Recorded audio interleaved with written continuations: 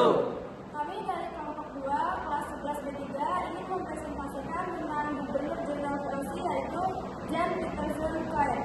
Sebelumnya, perkenalkan nama saya Ugana Julian Breni, Saya Davan Sabila, nama saya Nazar Terfiani, saya Reni Dewi Yulianti, saya Nadia Zahra, Saya Indra Sedang Mamuda. Saya Ridho Eka Pratama. Saya Armando Menandana Santono.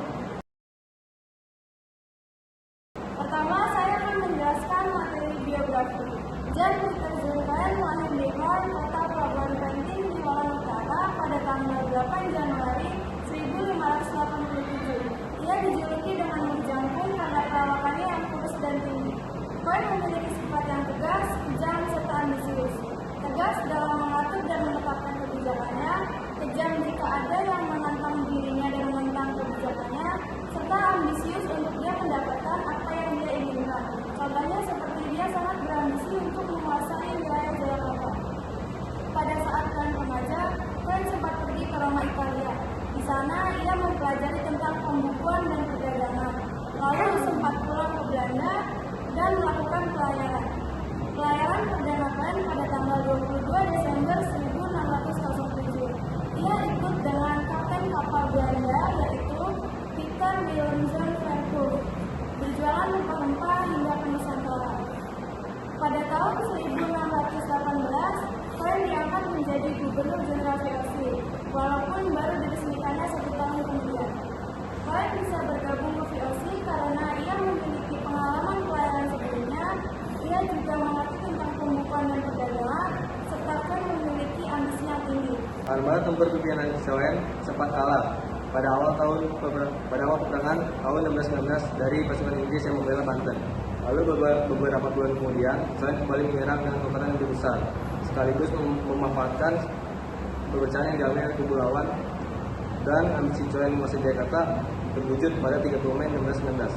Lalu ia memindahkan kantor VOC ke Jakarta dan mengubah namanya menjadi Batavia. Awalnya ia ingin mengubah namanya menjadi kota New Hoorn seperti kota kelahirannya, tetapi usulan itu ditolak oleh pimpinan VOC Belanda. Lalu diberikan nama Batavia untuk menghormati suku Batavi yang sudah dianggap sebagai leluhur bangsa Belanda. Lalu nama Batavia digunakan sampai 1942. Alasan dia memindahkan kantor VOC ke Jakarta, ke Batavia, itu lokasi strategis yang sudah dianggap berpotensi untuk mengembangkan usaha dagang VOC.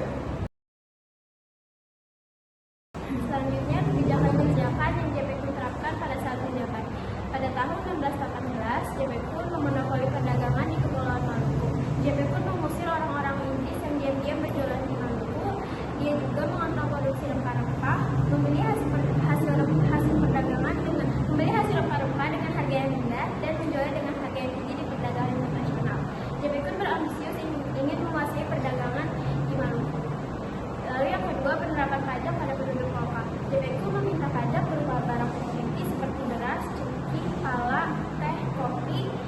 Hal ini menguntungkan untuk VOC dan meningkatkan pendapatan mereka. Yang kedua, kebijakan politik, yaitu Jan Pieter Koyen membuka jalur Batavia bagi para etnis Cina karena dianggap memiliki lokasi yang strategis dan dianggap juga memiliki potensi untuk mengembangkan usaha perdagangan VOC. Lalu dampak negatif dari kebijakan ini adalah terjadi pembantaian bagi para etnis Cina karena etnis Cina melebihi dari jumlah serdadu Belanda. Akhirnya VOC mengirimkan mereka ke Banda untuk dibuang ke laut dan dibantai beberapa.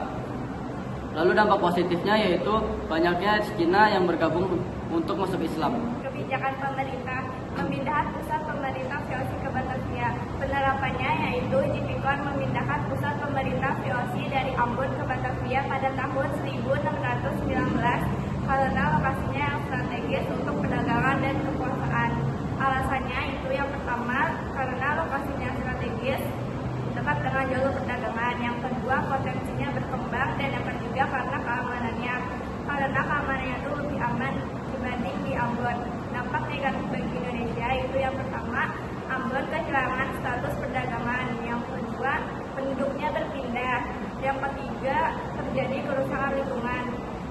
Dampak positifnya yaitu infrastruktur berkembang dengan pesat, Batavia menjadi pusat ekonomi dan meninggalkan warisan sejarah. Selanjutnya sel rempah-rempah.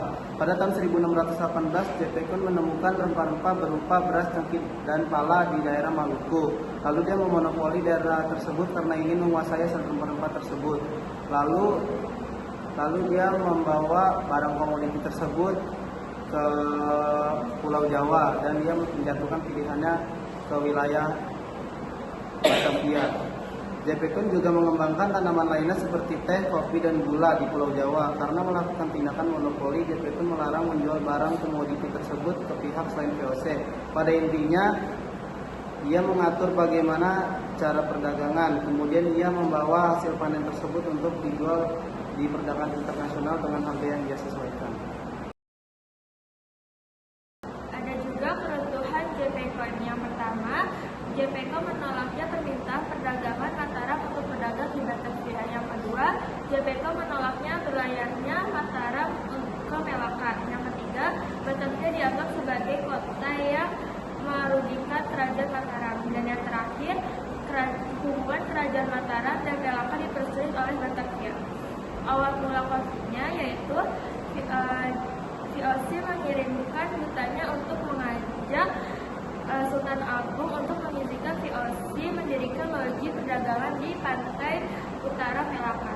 Namun hal itu ditolak oleh Sultan Agung karena jika diizinkan maka ekonomi di pantai Melaka Utara akan dikuasai oleh VOC. Hubungan tersebut membuat keduanya menjadi renggang.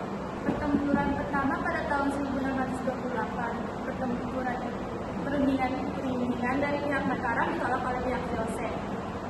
Perundingan ini bolehnya Mataram untuk berdagang di kota Batavia, namun pihak VOC mencurigai pihak Mataram. Lalu 3 hari kemudian pihak Mataram kembali lagi untuk meminta izin berlayar ke Melaka, namun lagi-lagi ditolak oleh pihak VOC atau John Peterson Kuhn. Lalu pada tanggal 25 Agustus 1628, 27 kapal masuk ke Teluk. Mereka ingin menyatakan keinginannya untuk berperang melawan Belanda. Namun, keesokan harinya, 1000 prajurit telah memasang kuda-kuda di depan kota Batavia. Pada tanggal 27 Agustus 1628, pasukan Mataram telah menyerang benteng kecil di sebelah tenggara kota. Karena kurangnya perbekalan, pihak Mataram pun kalah. Terus pertempuran kedua pada bulan Mei 1629. Pertempuran ini Sultan Agung kembali menyatakan keinginannya untuk berperang melawan Belanda. Lalu pada bulan Mei 1629 Sultan Agung kembali ke Batavia. Mereka menyatakan keinginannya untuk berperang kembali. Total prajurit yang dibawa oleh Sultan Agung yaitu 14.000 orang. Lalu, setelah kegagalan penyerangan yang pertama, mereka telah menyiapkan lumbung-lumbung beras di daerah Karawang dan Cirebon. Lalu, lumbung-lumbung beras tersebut ditemukan oleh pihak VOC dan pihak VOC pun memusnahkan prajurit Mataram. Lalu pada akhirnya prajurit Mataram pun mengalami kehancuran dan ditambahnya ada wabah penyakit malaria, pasukannya pun melemah. Namun pada akhirnya Sultan Agung berhasil mengotori Kali Ciliwung yang biasa dikonsumsi oleh masyarakat VOC atau John Peterson. Lalu pada tanggal 21 Agustusnya John Peterson pun meninggal dunia pada jam 1. Sekian penjelasan dari kami, kurang lebihnya mohon maaf. Assalamualaikum warahmatullahi wabarakatuh.